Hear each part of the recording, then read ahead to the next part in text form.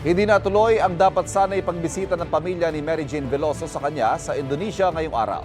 Ayon sa pamilya Veloso, inabisuhan sila ng Department of Foreign Affairs kahapon na hindi na sila tutuloy sa Yogyakarta kung saan nakakulong si Mary Jane.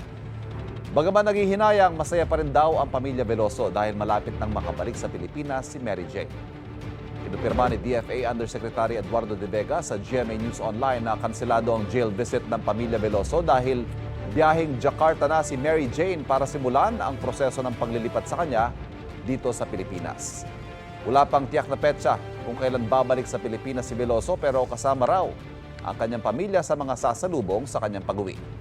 Sa panayam ng Agence France Press, tinawag ni Veloso na himala ang napipintong pag-uwi niya sa Pilipinas at dininig daw ng Diyos ang kanyang panalangin. Kailangan daw niyang ihanda ang sarili sa harapin niya pagbalik dito. Kapuso, huwag magpapahuli sa latest news and updates. Mag-iuna ka sa balita at mag-subscribe sa YouTube channel ng GMA Integrated News.